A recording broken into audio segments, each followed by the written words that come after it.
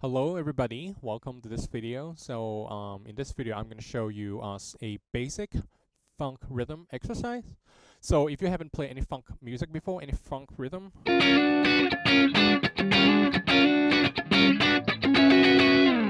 and this video would be beneficial to you, and we help you navigate the intro section of Minor Gap. So let's get to work. So you should see there's a tab attached to this video, and what I want you to do is not to worry about the notes first. But what I want you to do right now is to mute all the strings.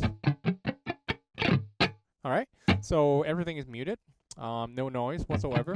Avoid the harmonic. So occasionally you may hit a harmonic there. So avoid that. So what I'm doing here is I'm using all my fingers. I put them here. I'm not putting any pressure on the string. It's like a cloth covering the string. All right, and make sure there's no noise. It's just that note. So like that. And to get started, start playing a down up with your right hand. Make sure it's even.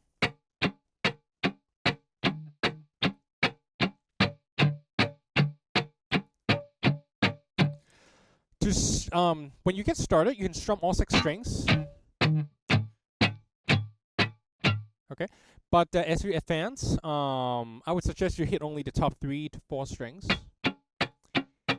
It sounds so much more pleasant because the fact that there's less noise coming from the strings, and there's a lot of there are a lot of noises coming from the low E and the low A string, and usually in a mix in a CD you don't hear that. Actually, most of the time what you hear is stuff like that. So in the real world, it's more like, most of the time you're hitting the top 3 to 4 strings. So just warm up like that. Set a timer to 1 minute, and finish that. So afterwards, what you want to do is you want to start getting a 16-note groove. So we're pretty much doing the same thing, except that we're treating the notes as groups of 4. So 1, 2, 3, 4. In order to do that, you can accent the first note. So 1 E and 2 E and 4 E and so you're hitting the first note slightly louder than the others. So 1 E and 2 E and 3 E and 4 E and my right hand technique is like this. I use probably 95% of my wrist to do the strumming. My hand from my shoulder and below, they're all freed up. They're not like attached to the guitar like that. I'm free, though I'm not using this joints like that. I'm not like doing like that, like rock and roll. But it's a good idea to free up this part, okay, and have a loose forearm. So like that. Don't do something like that. Right. Don't attach it to the guitar. So have some freedom. Like that.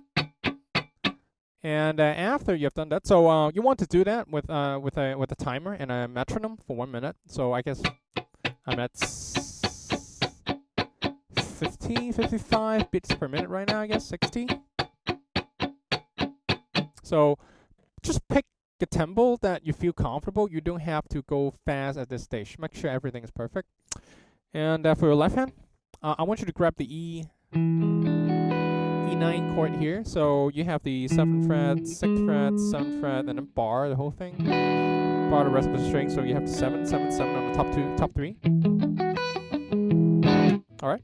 So your thumb should be up here, muting the low E. All right. At the beginning, I want you to try doing this. Strum it, and then mute. So you go between these two. Make sure you can control the strings. And make sure when they're supposed to be dead notes, they're dead notes. So with sound, no sound. So make sure you can smoothly switch between these 2 states. So the exercise that we're working on sounds something like this.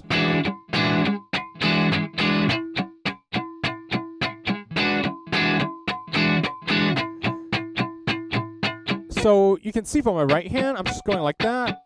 It's a constant motion. For the first beat, you have a you have a chord here, and the upstroke is a dead note.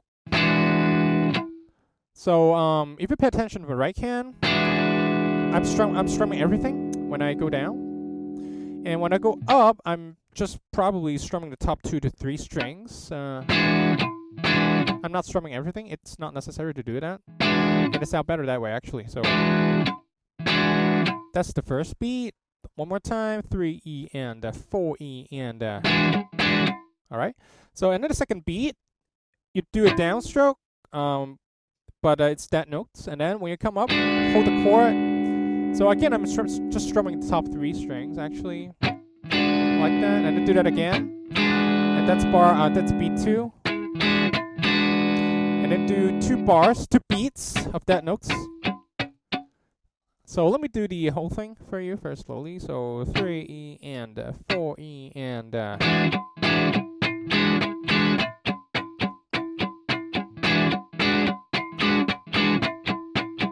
one more time. Just one more time, all right?